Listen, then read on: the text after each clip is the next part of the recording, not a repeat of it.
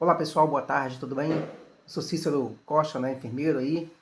Estamos nessa etapa de construção do plano de estudos aí para a UERJ, né? E alguns colegas me enviaram mensagem hoje, né, com dúvidas com relação à revisão de literatura ali, tá? Para o projeto.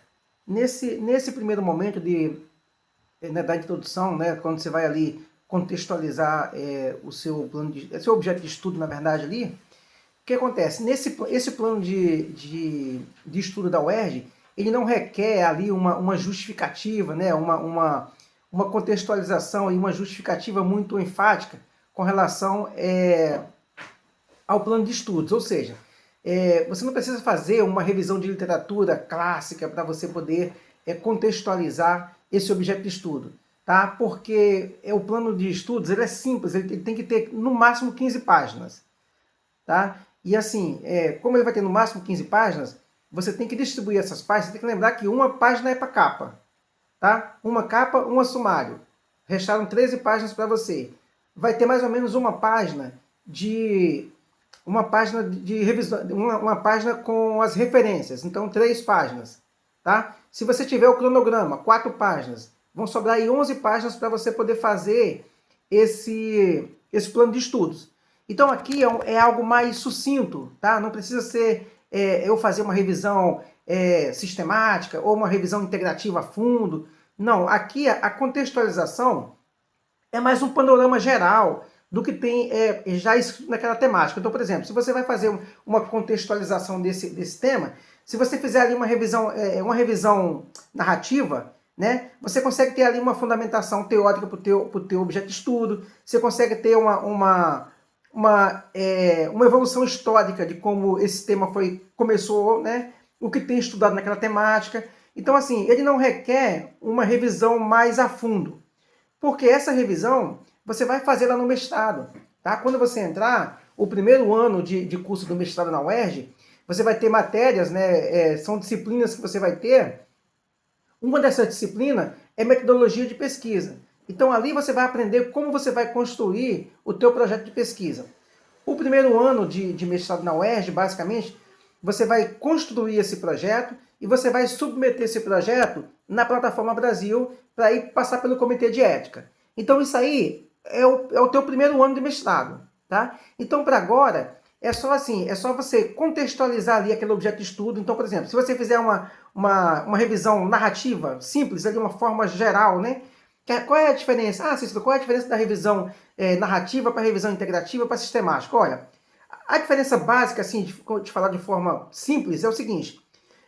Uma revisão narrativa, ela não requer uma questão de pesquisa mais enfática, ela não requer um método mais rígido, como requer a revisão sistemática, né? Que é a revisão sistemática é uma revisão científica. Então eu quero saber qual a evidência de determinada prática, de determinado medicamento, de determinada intervenção. Então eu quero saber a evidência, tá? Então assim, eu preciso de um rigor máximo, por quê? Porque eu vou juntar todos os estudos que foram feitos sobre aquela intervenção para dizer se ela pode ser recomendada ou não. Então essa é uma revisão sistemática. Ela tem um rigor metodológico rígido. Então assim, a revisão sistemática, às vezes você faz uma tese, né, ou uma dissertação, ou uma tese só com uma revisão sistemática, dependendo do assunto que você quer abordar. Isso vai levar, por exemplo, uma revisão sistemática, você vai levar meses a um ano para você fazer. Tá? Então, assim, não dá para fazer uma revisão sistemática para esse primeiro momento.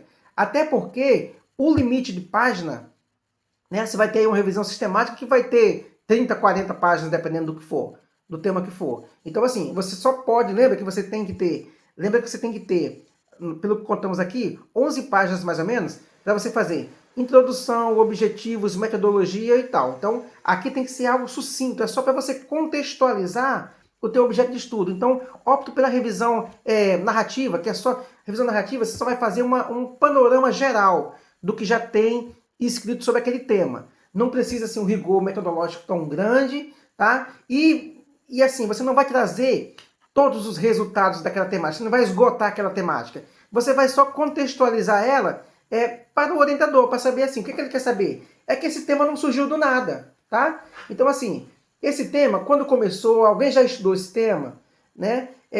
O que tem produzido acerca desse tema?